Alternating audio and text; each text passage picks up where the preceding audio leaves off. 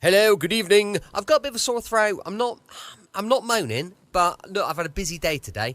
It's been George's awards for his basketball. Somehow we got roped in to 7 hours of awards, which is just bonkers. 7 hours. It's a flipping long time, isn't it? Anyway, we got roped into that, and I've done my bit, really, for Queen and Country. Oh, King and Country, isn't it now? So I've done my bit, and I've spent the day at the awards, and, now it's just a bit of a chill out this evening, and you're going to love this because it's mystery and adventure with insurance investigator Johnny Dollar. Before that, thank you for joining me once again for our regular late-night visit to those dusty studio archives of old-time radio shows right here at my home on the south coast of the United Kingdom. I'm Brett, I'm your host for our Nighttime podcast. Welcome to another episode. We've got Facebook, Instagram, and YouTube. They're all called Brett's Old Time Radio Show. I'd love it if you could give us a follow. Got a supporter page at patreon.com/Sunday Night Mystery. And don't forget, we've got our new book. It's brilliant. It's on Amazon, and it's called Sunday Night Mystery, and you're going to love it. And if you could give us a bit of positive feedback as well, that'd be even better, wouldn't it? Time now for another adventure with insurance investigator Johnny Dollar. This one's called the Alonzo Chapman Matter.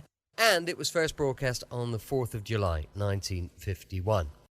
From Hollywood, it's time now for Edmond O'Brien as...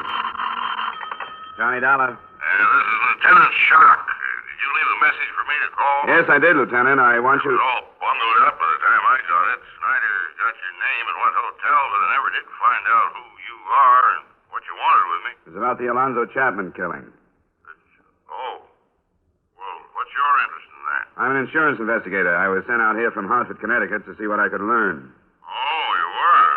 Well, how'd you get out here so fast? We got the news at about 8 last night. I was on a plane by midnight and in Los Angeles by noon today. Must be tired. I don't have any more than I had last night. I suppose you want to talk to me, though. Yeah, I'd like to. All right. Come on over. But give me an hour so I can get some lunch.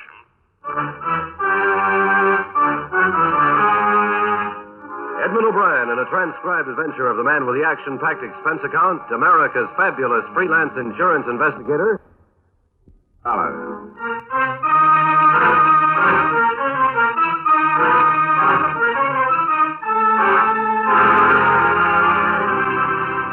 Expense account submitted by Special Investigator Johnny Dollar to Home Office Tri-State Insurance Group, Hartford, Connecticut.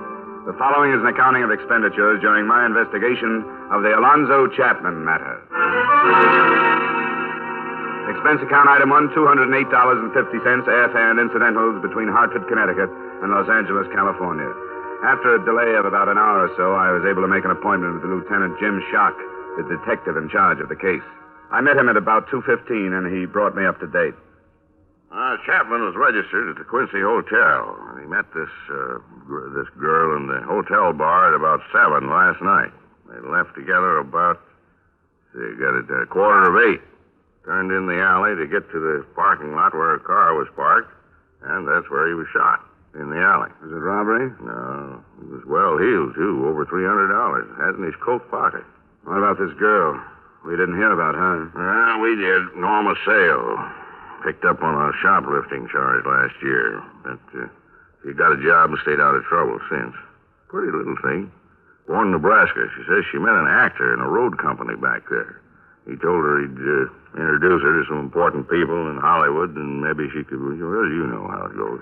Yeah, but I wonder if Chapman's wife is going to. She's on her way out here. How long had this girl known him? Well, she says she just met him last night. I think that's what she said. She was transferred to county jail this morning at 11:30 in material witness. I suppose you want to talk to her. Yeah, I'd like to. And so would I. Might as well go on over.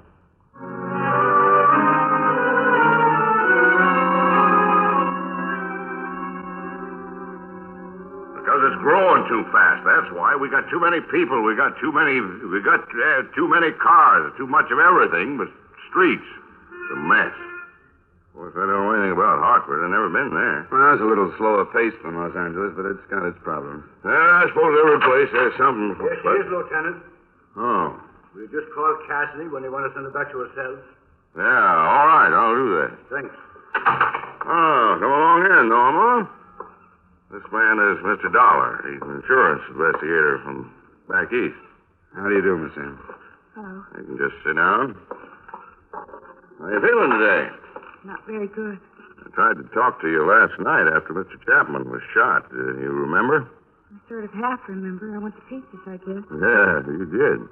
Couldn't get anything that even sounded like a statement from you. That's why I had you held, so we could talk it over today. Sure. I don't know anything. We left and then it happened. How long had you known Mr. Chapman? I just met him last night. He made regular visits to Los Angeles. Are you sure you didn't meet him before? Of course I'm sure. Why would I lie about that? We just struck up a friendship last night. How did that happen? Well, I dropped into the bar at the Quincy for a drink, and he started to talk to me. Uh-huh. What all did he say? It was just one of those things that happens all the time. I knew it was a pitch, but he seemed like a nice guy. He just didn't want to be alone. He asked me if I knew any good places to eat, and I told him about a place I like out towards Hollywood, so he asked me if I'd show him. You ought to be more careful who you get friendly with. Maybe I'd better turn that around and say you ought to be more careful about who knows you're getting friendly with somebody. I guess I don't get you. We're looking for a reason somebody would want to kill Chapman. Maybe a man friend of yours? Well, it couldn't be anything like that. I don't have any steady boyfriends. No, that's not saying there isn't somebody who wants to be one, is it? There isn't anybody, and that's the truth. If it had been somebody I knew, I would have recognized him, wouldn't I? And it's possible that you might want to protect him if you did know him. I didn't know him. There isn't anybody who'd do anything like that. No, I can't hold with that, Norma. You're young, you're pretty. Why, I should think there'd be a bunch of young bucks after you. Boys from that store where you work, maybe. I tell you, there isn't. It's the truth. There isn't. If there was, I'd tell you. Well, maybe you would. We've got to find a reason that Chapman was killed. I don't know. It wasn't because he was with me. All right now, Norma. Don't get all upset again. You've got to remember some other things. I hope you aren't holding anything back, Norma. You know that we can learn the truth from other people. Sure I do. Ask the girls I work with. Ask Jeannie Stevens. She ought to know. She's lived with me for almost a year. All right, Norma. Now, when you and this Chapman decided on a place to go for dinner, you left the hotel. You started for your car in the parking lot, huh? Yes. You turned into the alley, which was a shorter trip than going around the corner, and this gunman was waiting there. It wasn't dark, was it? No, not quite. How far down the alley was this man? Well, it was not very good at measuring, but must have been about halfway to the parking lot. There's a big trash box there, behind one of the buildings. This man was waiting behind the box, and when you came by, he stepped out, fired 3 shots, and ran away. And it was light enough so that you could get a good look at him? Yes, it was darker in the alley, but I'd have recognized anybody I knew. Would you remember if you saw him again? I'm not sure. Maybe I would. Now, Norma, it's up to us to figure out how come this killer was waiting there, where he was. It beats me how he knew Chapman was going to pass by that box. I don't know. You can see how odd it looks, Norma. If he didn't know Chapman was coming that way, he must have known that you were. I don't know how it happened. I'm telling the truth. Maybe somebody heard us talking in the bar. Heard enough to know you and Chapman would go through the alley? Maybe somebody could have. I don't remember exactly how it went, but I told him where my car was parked. Yes, I said just down the alley, I remember. And then did you leave? No, not right away. We had another drink. Well, that'd take about 10 or 15 minutes, I suppose. Well, how about $1? I don't think I have anything more. Thanks, Norma. All right. I'll get Cassidy to take you down. I'd like to send you home, Norma. Maybe tomorrow. You know how it goes.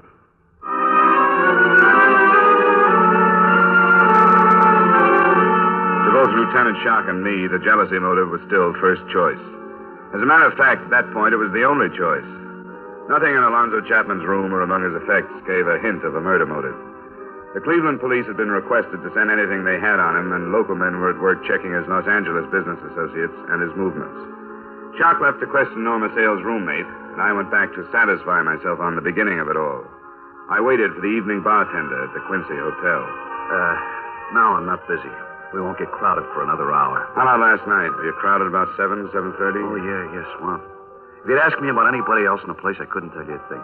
But I remember this little blonde dame and this guy Chapman. I'm glad to hear that. Usually doesn't happen this way. Yeah, I suppose not, but I'll tell you how it was. You see, Chapman had been in a hotel for a few days, you know. Yeah, I got in Friday last week. Well, I'm not sure when I first met him, but he'd drop in for an early drink, like, 5:05, 5 o'clock. Yeah, we talk a little bit, then he'd go up to his room and come back around 7 and stay for another hour or so. I tell you, it was bound to happen. What do you mean? Oh, not as getting killed, not that part of it. I mean a little blonde. I didn't know what he was saying to her or anything, but when she came in, the bar stools were all taken. Chapman spots her and he gives her his place. How long had he been there? Just a couple of minutes. I hadn't gotten around to taking his order yet, but when I did, he ordered for the both of them. Then after that round, they moved to one of the booths. Did you happen to notice another man who could have been interested in them and could have been close enough to overhear them? Oh, no, gee, the place was full. I didn't notice. Or maybe the bar girl did, Grace Curcio. She'll be in at 5:30 if you want to talk to her. I'll have to come back later. Chapman's widow is due to arrive in about 20 minutes. That masher had a wife? Yeah, how about that? Oh, I'm no stuffed shirt, but if that guy acted this way in all the towns he hit, she's better off without him. Now, I'll ask Grace if you want. What's your hotel? The Larkin. If she does remember something about it, I'd appreciate a call. Huh? Sure. My name is Howard. Thanks a lot, Howard. See you later.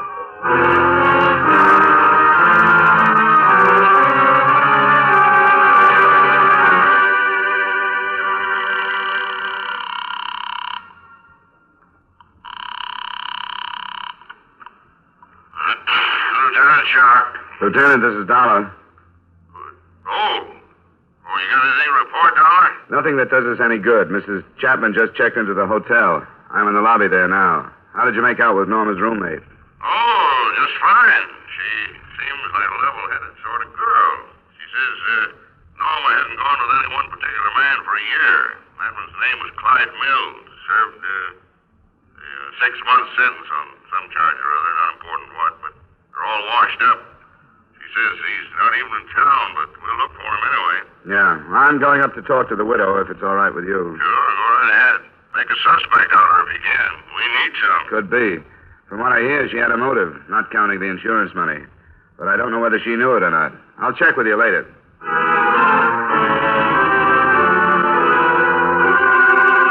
Meeting Mrs. Chapman was quite a surprise to me. I naturally expected to find the widow approximately the same age as the dead man, something near 50. But she wasn't. She looked to be only a few years over 30, if that. Don't feel like you have to try and make things easy for me, Mr. Dollar. You don't. All right, Mrs. Chapman. Did he suffer much? No, he died almost instantly. If it had to happen, I'm glad it went that way, then. I hope you understand. I'm trying to. I take it you weren't too fond of your husband. I wasn't. And it would be stupid for me to tell you anything else or to act any other way than I am acting. We're still looking for the reason your husband was killed. You said he was taking this girl someplace. He was, but we haven't been able to make anything out of that yet. She says there's nobody who would kill out of jealousy. I saw her picture in the paper. We doubted it, too, but our closest friend wouldn't have any reason to protect someone who had tried to kill Miss Sale. She said there was nobody. Well, there are other men who'd have good reason to kill him. You didn't know him, did you? No, I'd never seen him. He was good looking. Not tall, but he sort of looked it. He took care of himself. The iron gray hair. He was better looking when he passed 45 than he ever was when he was young. I was surprised that you were so young, Mrs. Chapman. That's why. He was attractive to women. My bad luck was leaving Cleveland and letting myself get roped into a marriage. I found out about one of these girls, and then he started bragging about all the others. You mean it's possible that a man followed him to Los Angeles from someplace else and killed him? I don't know, but I do know that he must have hurt a lot of people. Well, he's through hurting me. I've stuck it out because I knew this was going to happen someday. Every time I've read about a murder like this, I knew it would happen to him. Now it has. Now I own a house. I have a bank account. Insurance money. I'm finally getting something from my marriage.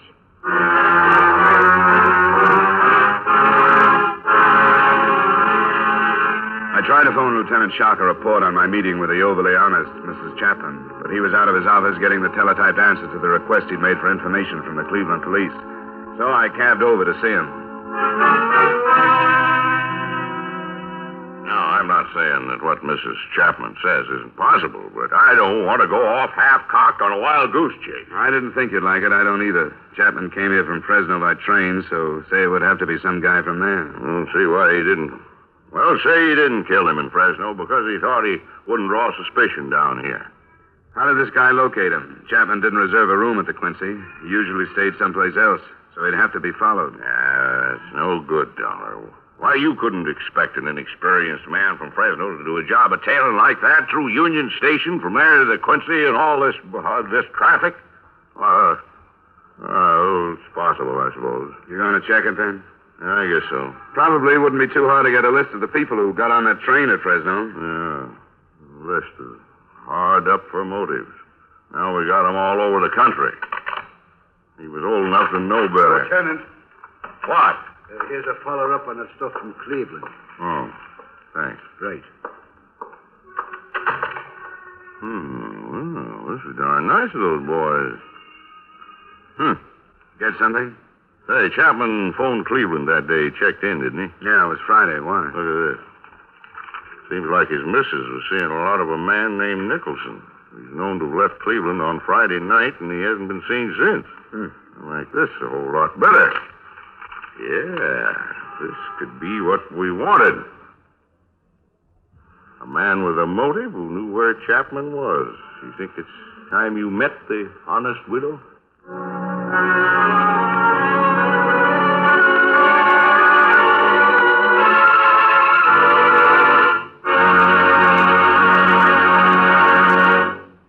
We will return you to the second act of yours truly, Johnny Dollar, in just a moment. Melody knows no boundary, neither does joy, as Russ Emery and Judy Lynn sing their hearts into yours. And Ray Bloch's orchestra and chorus offer the music that's great from the 48. It's the full-hour Ray Bloch music party every Friday night over most of these same CBS stations. Listen for it this Friday, a whole hour of the songs America loves, the music the nation dances to and lives by, on Ray Bloch's Music Party.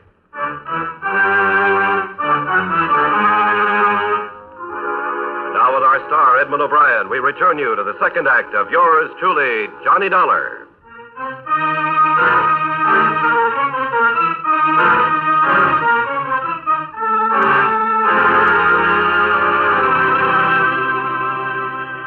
Mrs. Chapman, this is Lieutenant Shock investigating your husband's murder.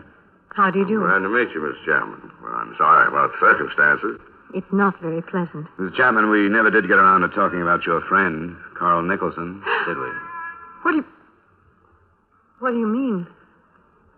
Well, you told me about some of the improvements your husband's death was going to bring you, but you didn't mention Carl Nicholson. Please.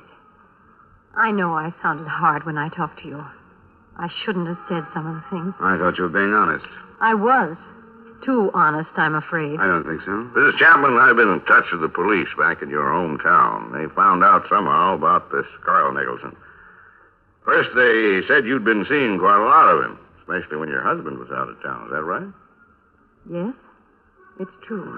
Yeah. What were your feelings toward Nicholson at that time? That is, prior to your husband's death. I'm fond of Carl. I never made any secret of that. He's my age. We have a lot of things in common. You know where he is? Why, in Cleveland. Oh, now that's funny. The police told me he was out of town. I don't know what this means. I don't understand. You didn't know he left town? No, I didn't. Now, if you were fond of each other and you had all these things in common, it seems to me you deserve to be told if he was just going to up and leave town. When did you see him last, Mrs. Chapman? It was last week. Friday, by any chance? No. It was before then. It was Wednesday or Thursday. Why are you asking me these things? The police back there went on to tell me that this Nicholson left town on Friday. The Cleveland police? Why should they even care about Carl? Because I told them that on Friday your husband had telephoned you from the hotel where he was staying here in Los Angeles. Isn't that right? Yes, but I don't know what you mean. Didn't you see Nicholson on Friday after you talked to your husband? No. Do you mean that you think I told him where Al was staying and that he came out here to... Now, Mrs. Chapman, we didn't say we thought anything, but it's our job to solve this murder.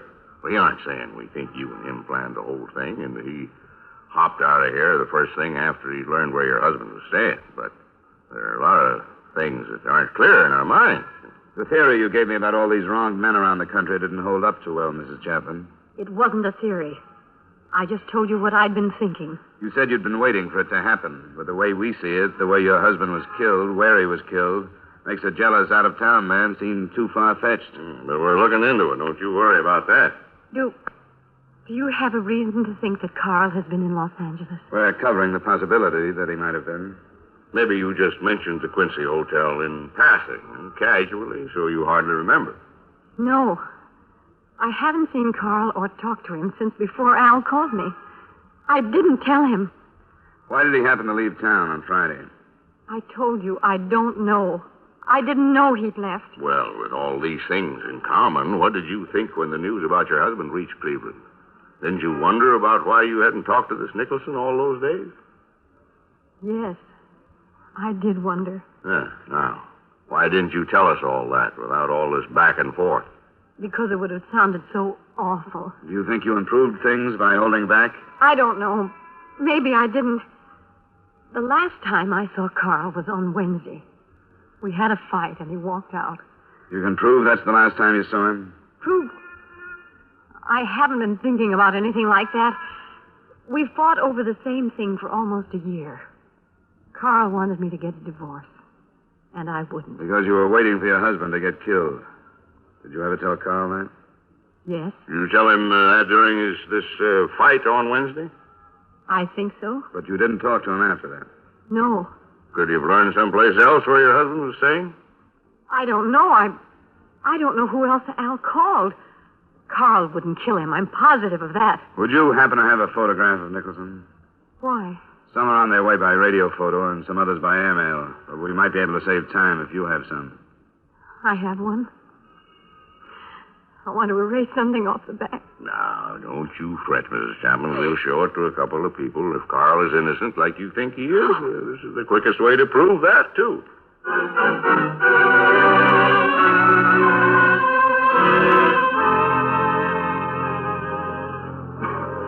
Gee, I'd sure like to help you. You know, if I'd seen a snap before... Sure. Don't say anything you're unsure of. What did the bar girl say? Almost the same thing you did. It was crowded and she wasn't sure. Oh, I'm awful sorry. That's all right. I'd rather have a careful witness like you than one that thinks he has to say something to live up to the title. Well, yeah, this guy could have been here and he couldn't have been. That's the best I can do. I'm sorry. Thanks, Howard. It's okay. I'll do better next time. I'll keep my eyes open from now on. Maybe I'll get on a force someday, huh, Lieutenant?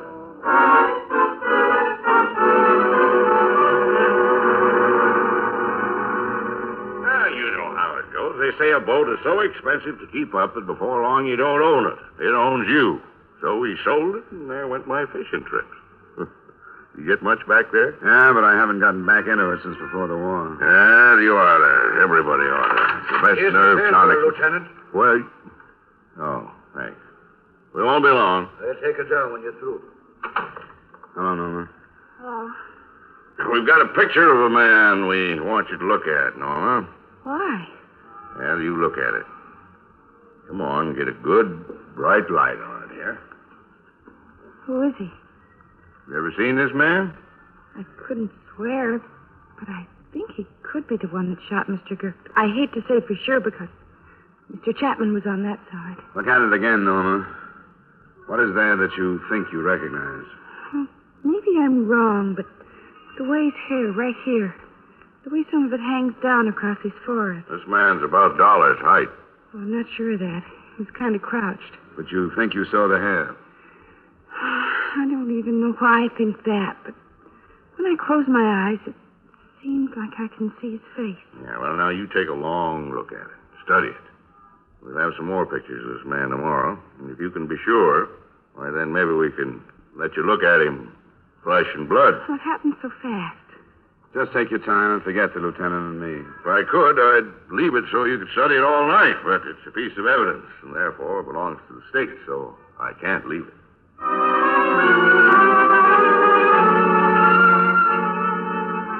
As it turned out, we didn't have to take that photograph or any other picture back to Norma Sales for identification. The first reason turned up that night. There was another message from the Cleveland police. The body of our chief suspect, Carl Nicholson, had been removed from the remains of his car. The crash had occurred within 200 miles of his home. Witnesses said that he had been returning from a friend's country place, and the alcoholic content of his blood gave credence to Mrs. Chapman's story that they had quarreled.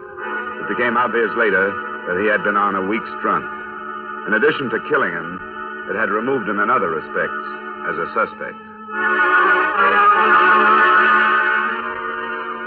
The other thing that changed the direction of the matter was not as closely connected to any of the principals. As a matter of fact, hardly connected at all. It was a story on the front page of the next morning's paper. A man named Max Gerber, with a criminal background, had been found shot to death. Along with a year-old picture of him was printed the fact that he had been staying at the Quincy Hotel. With Lieutenant Shark, I went to view Max Gerber's remains and his effects, and at 10 that morning, Norma Sale was once more ushered into us. Well, Norma, we seem to keep you busy, don't we? Sit down, Norma. Did you bring some more pictures? Not the same as we brought last night. That wasn't the man you saw in the alley. I wasn't sure. The bartender at the Quincy says he'd never seen you in there before the other night. Why'd you happen to go there? I don't know. Guess it seemed like a good idea because I hadn't been there. Was there something special that took you there, Norma? There must be quite a few sort of bars where you haven't been. It wasn't anything special. I think it's fair to tell you that we checked the store where you worked and found out that you left there at 3:30 that day. I didn't feel very good. You felt good enough to go to the Quincy. You felt good enough to let yourself get picked up by this man. I guess that's my business, isn't it? What I want to do and who I want to be with? Why, sure it is, Norma. Who did you want to be with? What do you mean? A man named Alonzo Chapman or a man named Max Gerber? I just went in, that's all, and I met this guy. You didn't go into that bar expecting to meet some special man, did you? No. Not even if you were paid to meet him? No, I don't know what you're talking about. That man that was killed. I mean, the one you were with. Did you know what he did for a living? He said he was a salesman. Well, that's what we're getting at. He was a salesman. We cut 2 pictures out of the paper, Norman. Here's one. This the man you met at the Quincy? Yes. You sure, Norma? Yes, I am. This man wasn't killed in the alley the other night. He's the man I was with. No, he isn't. This man was killed last night, Norma, right outside the Quincy Hotel. Here's the picture of the other man. They look alike, don't they? They're the same. I saw the suit Max Gerber was wearing. Even it was sort of the same as Chapman's. It was brown. But they're the same. I mean, it was Gerber. It was Gerber you were supposed to meet. It was Gerber. No, it wasn't, Norma. Yes, it was. All right. You were supposed to pick up Gerber in that bar, weren't you? I didn't know what they were going to do. But you did pick this man up and take him down that alley. They said he owed them some money, and that's all they wanted. Tell us how you found this man in the bar, Norma. They pointed him out in the lobby. He made a phone call, and then he went into the bar. I went in after him. Brown suit, gray hair. Yes. It was Alonzo Chapman you took out to get killed. No, it wasn't. Why should we tell you it was if it wasn't? You're lying to me. You're trying to trick me. No, they just made a mistake. They pointed him out. Then you made the mistake. No, I didn't. I didn't. I did what they said. They told me I had to, and I did. They sent me because I was blonde, and it was the right one. They didn't say they were going to kill him. He just owed them some money. That's all they wanted. That's all I wanted. I didn't want anybody to get killed. I was blonde, and I was young, and that's why they sent me. For money.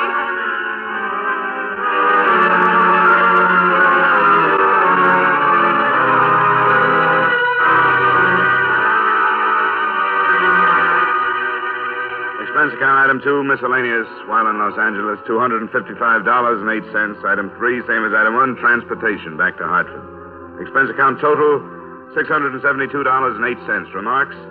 The second murder, Max Gerber's, was a gangland rub-out, planned with the aid of a young blonde as bait. The first murder was only a mistake. The apparent moral is that companies shouldn't hire salesmen. Women shouldn't marry them. Young blondes should stay away from them, but confidentially, some of my best friends are insurance salesmen. Yours truly, Johnny Dollar.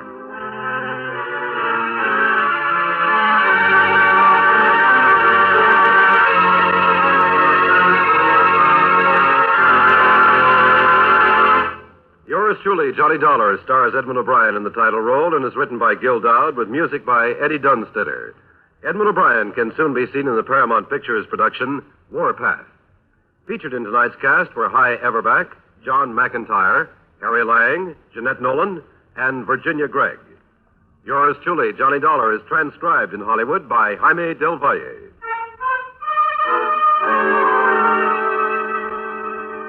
Beginning next Wednesday, yours truly, Johnny Dollar, will be heard 1/2 hour later on most of these same stations. This is Dick Cutting inviting you to join us next week at 9:30 Eastern Daylight Saving Time when Edmond O'Brien returns as yours truly, Johnny Dollar.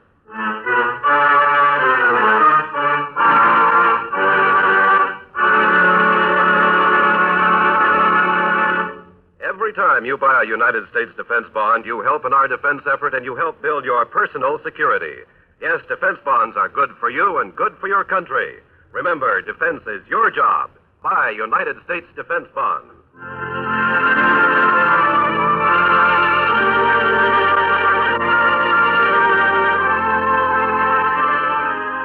Been to the waxworks lately. It's nothing like being taken to the cleaners, though 45 minutes of cleaner fun would be hard to find.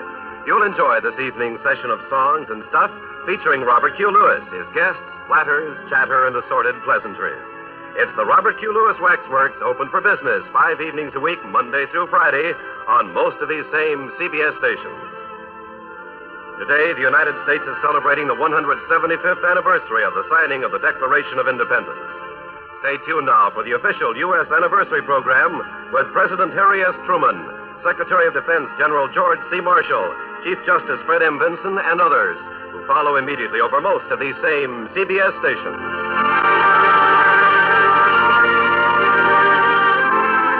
This is CBS, the Columbia Broadcasting System.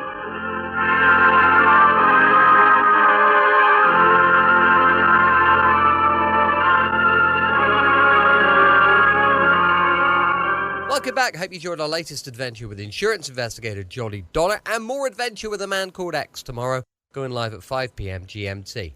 Don't forget, we've got our brand new book out. It's called Sunday Night Mystery and it's on Amazon. You could go check that out. And we've got our supporter page as well at patreon.com/Sunday Night Mystery. Thanks for listening. I'll be with you 7 days a week, each and every week, and I'll see you tomorrow on Brett's Old Time Radio Show. Love you. Bye.